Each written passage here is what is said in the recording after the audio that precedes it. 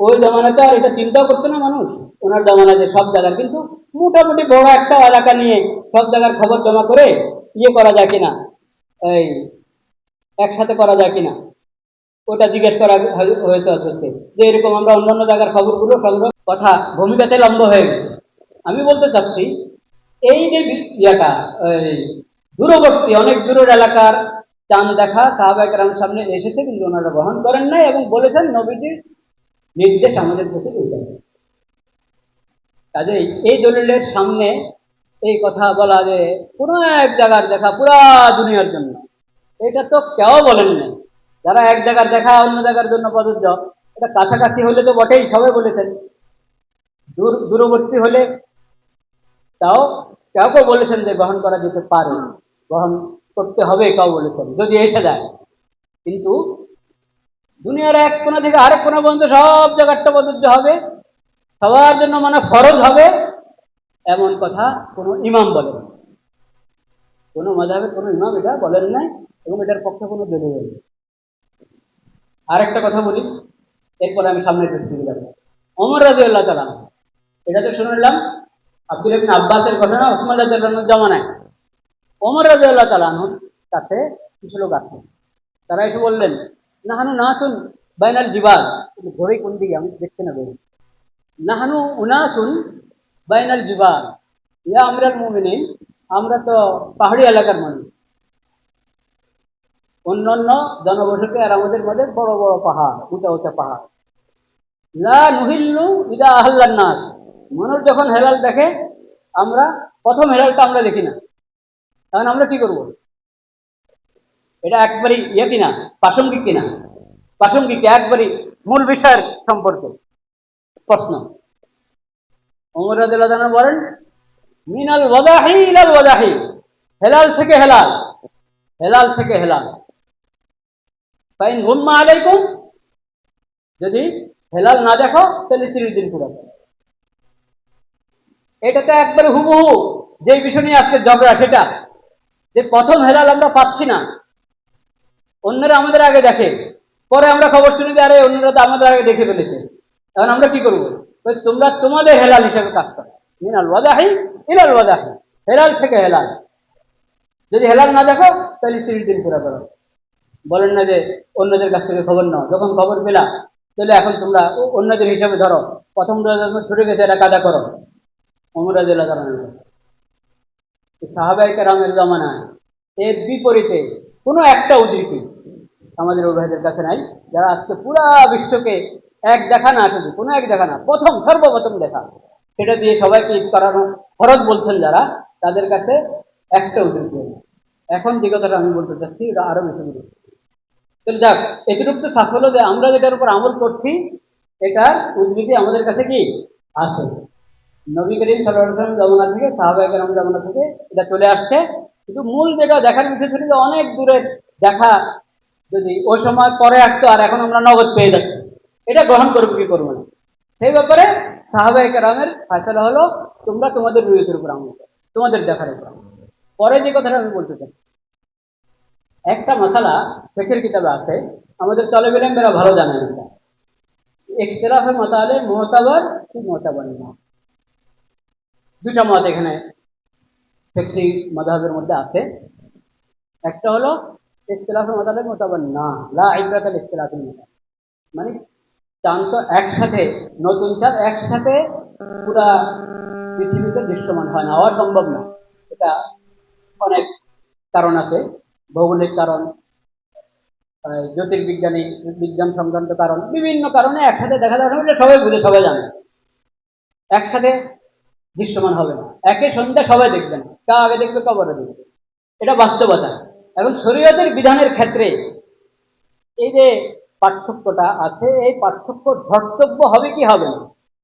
অধিকাংশ ফকিহ বলেন যে ধর্তব্য হবে, কিছু ফকিহ বলেন যে ধর্তব্য হবে না।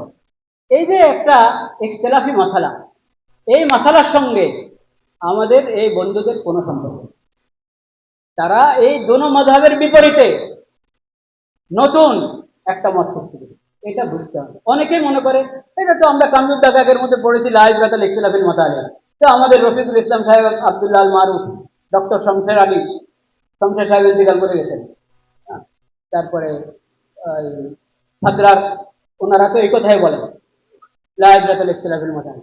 তাহলে এটা সমস্যা কি, দোষের কি হলো? অনেক দোষের, অনেক সমস্যা। তানজুদ দাকাকের লা ইবরাতা লিখতিলাফিল মাসাইলের সঙ্গে এই বাজের কোনো সম্পর্ক নেই। কেন নাই এটা বুঝুন, এটা বোঝা দরকার। তাদের মত যেটা, এটা বেদাত, নতুন করে সৃষ্টি করা হয়েছে। আগে যে মাযহাবের মধ্যে দুইটা মত ছিল, দুই মতের কোনো মত না, এর বাইরে, দুনো মতের বাইরে এটা। এর মানে হলো উম্মতের ইজমায় সুকুতির খেলাফ। আর তারা এটাকে যেভাবে বাস্তবায়ন করতে চায়, ওদের তো পুরা উম্মতের সরিহ ইজমার খেলাফ, কোরআন সুন্নাহ এবং ইসলামী শরীয়তের খেলাফ। এই কথাটা যদি সাফভাবে আমরা বুঝে নিই, তো ইনশাআল্লাহ মাসালাগুলো হল হয়ে যাবে ইনশাআল্লাহ। কিভাবে দেখেন, লা ইবরাতা লিখতিলাফিল মাসাইল, এটা তো অনেক ফকির মত, কিন্তু তাদের কাফি বলেছে পুরা বিশ্বব্যাপী, পুরা পৃথিবীতে একই দিনে রোজা শুরু করা এবং একই দিনে করা ফরজ বা জরুরি একটা হাওয়ালাতে। এই যে দেখেন ওনাদের বইপত্র,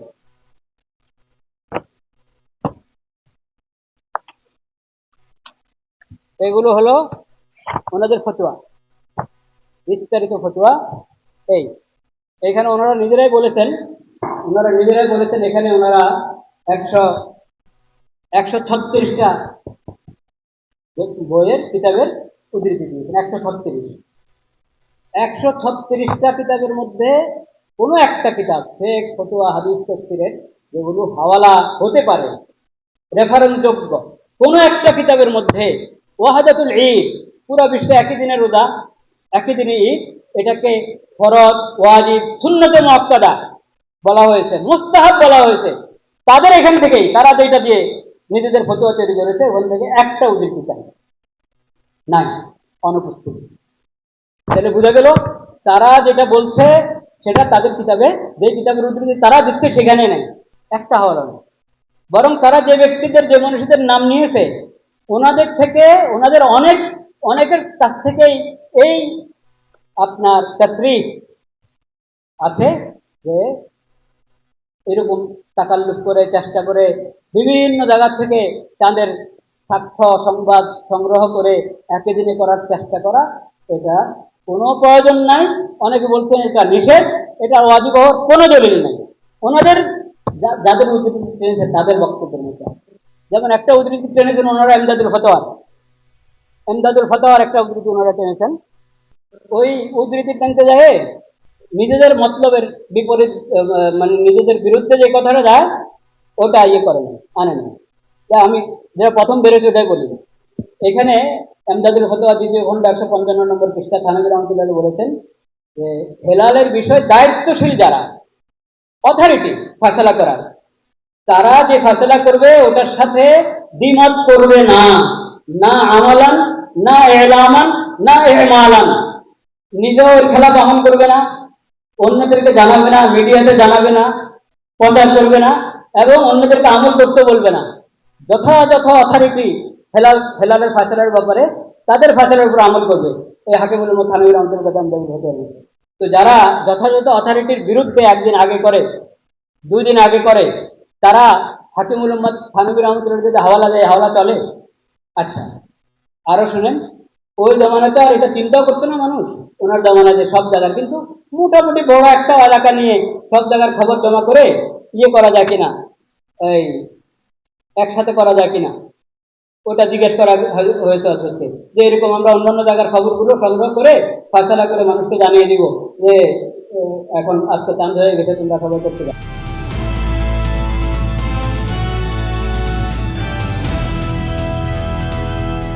দিনাজপুর টিভি, মানুষের জীবনের কথা বলে।